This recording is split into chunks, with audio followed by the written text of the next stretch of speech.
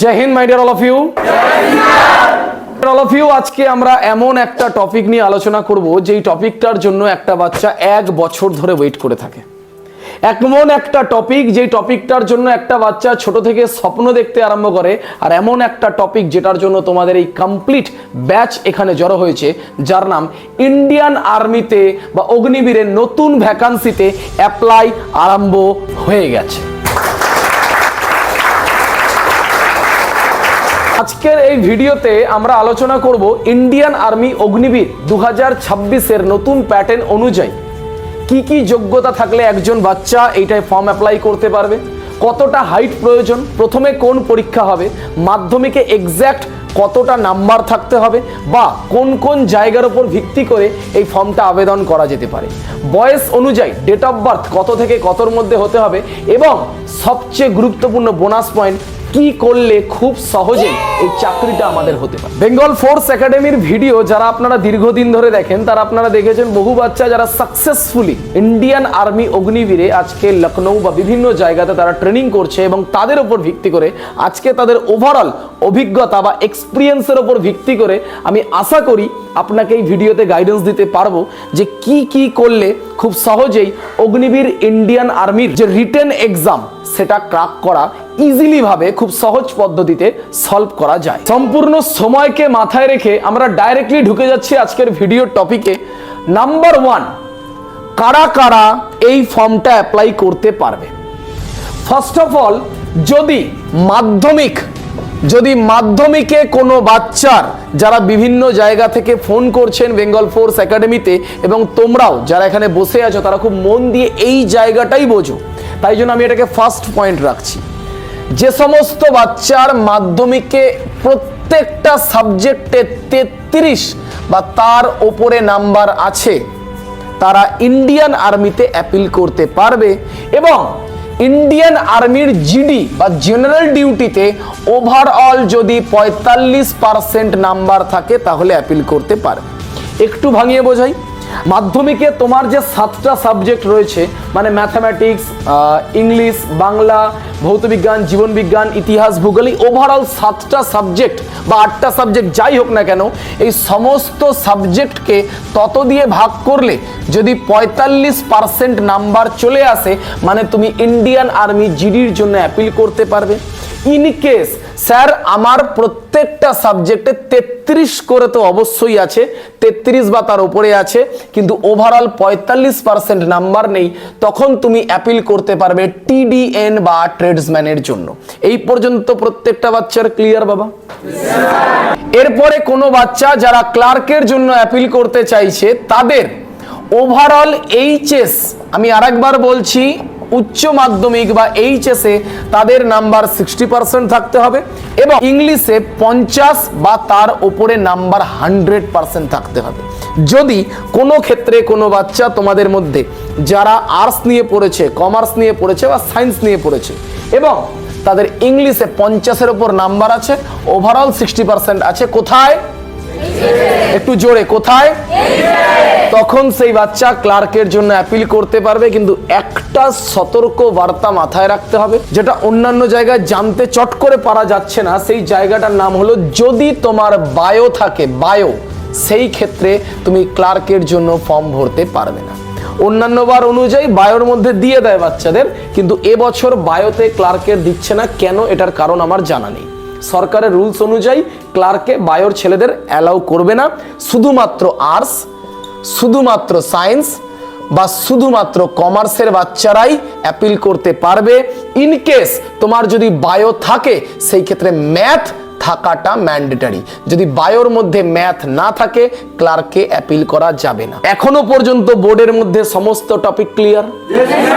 এর ঠিক পরের টপিক আসছে যে স্যার বা সিনিয়র, ডেট অফ বার্থ আমাদের কত থেকে কত প্রয়োজন। ডেট অফ বার্থটা মারাত্মক মাস্ট, আমি তাই ডেট অফ বার্থটা বলছি।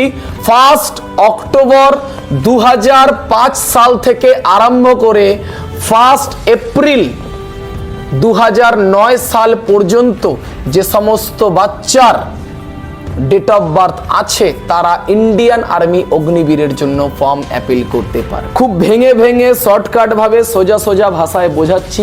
মেক শিওর তোমাদের এই ভিডিওটা দেখার পর এবং আমার এই কমপ্লিট, যারা ক্লাসে বসে আছো, আমাদের এই কমপ্লিট বোর্ডটাকে বোঝার পর ইন্ডিয়ান আর্মি অগ্নিবীর নিয়ে আর আশা করা যায় তোমাদের মনে কোনো কৌতূহল বা প্রশ্ন থাকবে না। এবং আমি আবারও বলছি, এই টপিকটা যতক্ষণে আমার শেষ হয়ে যাবে আমি তোমাদেরকে বোনাস পয়েন্ট স্বরূপ ইউনিক কিছু ট্রিক বলে দেবো, যে ট্রিকের মাধ্যমে খুব সহজভাবে তোমার সিলেকশনটা হতে পারে। My dear all of you, এখনো পর্যন্ত আমরা এডুকেশন, কোয়ালিফিকেশন এবং এজ লিমিট নিয়ে আলোচনা করেছি। এরপরে আসছে ফর্ম অ্যাপ্লাই কিভাবে করা যাবে। ফর্ম অ্যাপ্লাইয়ের জন্য বিভিন্ন জায়গায় আমি শুনতে পারছি, কেউ বলছে 60,000 ভ্যাকান্সি, কেউ বলছে 62,000 ভ্যাকান্সি, কেউ বলছে এই, কেউ বলছে ওই, কেউ বলছে 1 লাখ ভ্যাকান্সি।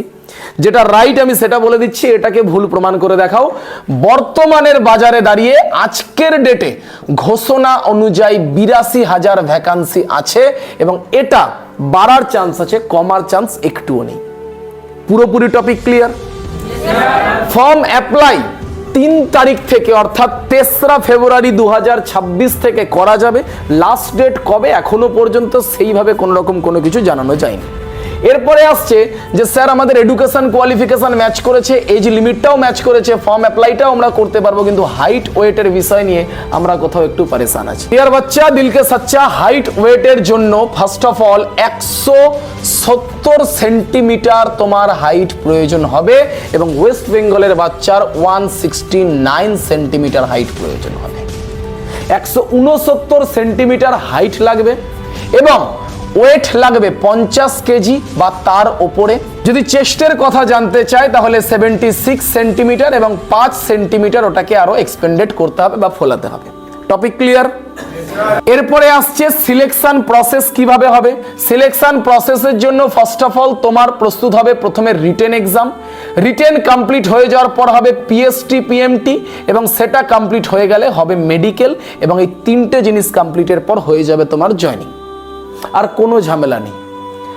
রিটেনের মধ্যে কটা কোশ্চেন হবে? মোট 50টা কোশ্চেন হবে এবং 60 মিনিট মোট সময় থাকবে।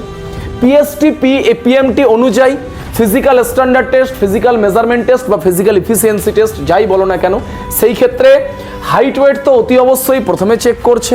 হাইট ওয়েট চেক করে যাওয়ার পর 1600 মিটার তোমাকে রানিং করতে হচ্ছে। সেই 1600 মিটার রানের মধ্যে 5 মিনিট 45 সেকেন্ড হচ্ছে তোমার টাইম। ওই টাইমের মধ্যে তোমাকে 1600 কমপ্লিট করতে হচ্ছে।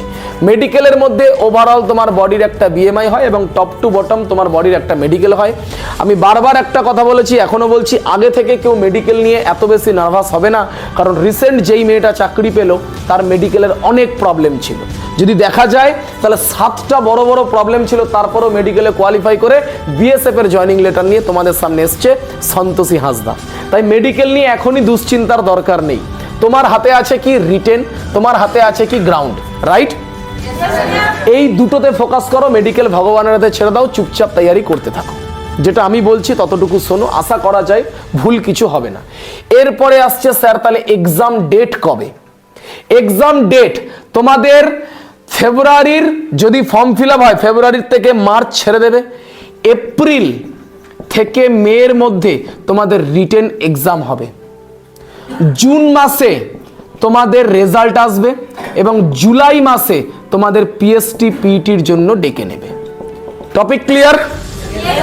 এখনো পর্যন্ত যতটুকু আমি বুঝিয়েছি, মানে এডুকেশন, কোয়ালিফিকেশন সম্পূর্ণরূপে ক্লিয়ার, এজ লিমিট সম্পূর্ণ ক্লিয়ার, ফর্ম অ্যাপ্লাই সম্পূর্ণ ক্লিয়ার, হাইট, ওয়েট এবং চেস্ট সম্পূর্ণ ক্লিয়ার, সিলেকশন প্রসেস কিভাবে সিলেকশন হবে সম্পূর্ণ ক্লিয়ার, এবং এক্সাম ডেট কবে পরীক্ষা সেটাও সম্পূর্ণ ক্লিয়ার। এরপর লাস্ট জায়গায় দাঁড়িয়ে আমরা দেখব ট্রিক অফ সাকসেস, বা কিভাবে সহজেই প্রস্তুতি করে নিজেকে ইন্ডিয়ান আর্মির গণ্ডিতে বা চাকরিতে কনফার্ম করা যায়। যখনই প্রশ্ন আসছে যে ট্রিক অফ সাকসেস বা সাকসেস পাওয়ার জন্য আমাকে শর্টকাট পদ্ধতি কি আছে, সেই মুমেন্টে সবার প্রথম চাকরি পাওয়ার আগে চাকরির যোগ্য আমাকে হতে হবে। আমি কি ঠিক নাকি আমি ঠিক? কোনটা? ইয়েস সিনিয়র, কোনটা? আমি ঠিক। চাকরির যোগ্য আমাকে হতে গেলে first of all written exam বা লেখা পরীক্ষাতে ফোকাস করতে হচ্ছে। আমি আজকে তোমাদেরকে শর্টকাট ভাবে শেখাচ্ছি যে কিভাবে সহজেই আমরা চাকরির জন্য প্রস্তুত হতে পারি। নাম্বার 1, যে কোনো বইয়ের চ্যাপ্টার ওয়াইজ আগে তার সিলেবাস কমপ্লিট করার চেষ্টা করো। সিলেবাস যখন কমপ্লিট হচ্ছে তখন সেটাকে রিভিশন করার চেষ্টা করো। রিভিশন হয়ে যাওয়ার পর ছোট ছোট মক টেস্ট লাগাও বা মিনি মক টেস্টের মাধ্যমে নিজের এবিলিটি দেখার চেষ্টা করো। হয়ে যাওয়ার পর টাইম ম্যানেজমেন্ট বা কিভাবে অল্প সময়ে কোশ্চেনটাকে সলভ করা যায় সেইখানে ফোকাস করো। যখন কোশ্চেন সলভ হয়ে যাচ্ছে তখন ফোকাস করো কোন জায়গার কোশ্চেনটা আমি পারতাম বাট পারিনি, কোন জায়গাটা আমি সময় বাঁচাতে পারতাম, কোন জায়গাটা আমি শর্টকাট ট্রিক অ্যাপ্লাই করতে পারতাম, আর তারই নাম টাইম ম্যানেজমেন্ট বা শর্টকাট ট্রিক বা ডেপথ লেভেলে কোশ্চেন অ্যানালাইসিস। প্রশ্ন আসছে, স্যার শুধুমাত্র কি রিটেনে ফোকাস, এরপর গ্রাউন্ডের জন্য আমরা কি করব? বেঙ্গল ফোর্স একাডেমির কোনো বাচ্চা কোনোদিন গ্রাউন্ডে ফেল করেছে? একসাথে কোনো বাচ্চা কোনোদিন গ্রাউন্ডে ফেল করেছে? আর যদি কোনো বাচ্চা কোনোদিন গ্রাউন্ডে না ফেল করে থাকে তাহলে কথা দিচ্ছি দোস্ত, তুমিও কোনোদিনও কেউ গ্রাউন্ডে ফেল করবে না। এতটাই বিশ্বাস বেঙ্গল ফোর্স একাডেমির যে কোনো বাচ্চা আজ অবধি কেউ গ্রাউন্ডে ফেল করায়নি, কারণ এখানে যারা তোমাকে ট্রেনিং করাচ্ছেন তারা দীর্ঘদিনের এক্সপিরিয়েন্স বা অভিজ্ঞতা সম্পন্ন। এসএসসি জিডির পাশাপাশি কোনো বাচ্চাকে ইন্ডিয়ান আর্মি বা অগ্নিবীরের জন্য এই কমপ্লিট ওভারঅল তার রিটেন, তার প্রত্যেকটা subject wise class, individual teacher, PST পিটির জন্য স্পেশাল ভাবে গাইড, তার মেডিকেলের জন্য প্রি মেডিকেল ভাবে তার গাইড, মানে এক কথায় জিরো লেভেল থেকে অগ্নিবীর হওয়া পর্যন্ত মানে হিরো লেভেল পর্যন্ত বেঙ্গল ফোর্স একাডেমি তোমার পাশে আছে। তাই তোমরা যারা এখানে জড়ো হয়েছো, তোমাদের মতো আরো বাচ্চা যারা আমাকে ভিডিওতে দেখছেন বা যারা এই একাডেমিকে ভিডিওতে দেখছেন তাদের প্রত্যেককে মোস্ট ওয়েলকাম। সেই ধরনের যোদ্ধাকে যারা যুদ্ধ করতে প্রস্তুত, যেই ধরনের বীর যোদ্ধা যারা যুদ্ধ করার জন্য প্রস্তুত, বেঙ্গল ফোর্স একাডেমি শুধুমাত্র তাদেরকে শিহরণ বা গলায় মালা পরানোর জন্য প্রস্তুত। আর এই ধরনের বাচ্চা যারা অ্যাডমিশন হতে চাইছে, যারা বেঙ্গল ফোর্স একাডেমির সাথে নিজের ফোর্স হওয়ার স্বপ্ন বা ইন্ডিয়ান আর্মি অগ্নিবীর হওয়ার স্বপ্ন পূরণ করতে চাইছে, তাদেরকে আবারও বারবার মোস্ট ওয়েলকাম বা সুস্বাগতম। আর সেই ধরনের বাচ্চার থেকে দূরে যারা অলস প্রকৃতির, যারা পরিশ্রম করতে চায় না, যারা মাঠকে ভয় পায়, যারা পড়াশোনাকে ভয় পায়, যারা পরিশ্রমকে ভয় পায়, কারণ এদের সফলতা কোনোদিন হবে না, কারণ ওরা সফলতার যে চাবিটা ওটাই খুঁজে পায়। এখনো পর্যন্ত যদি ওভারঅল এই টপিকটা ক্লিয়ার থাকে তাহলে আমি কি এটা বুঝতে পারবো যে অগ্নিবীরের জন্য এখানকার প্রত্যেকটা বাচ্চা প্রস্তুত?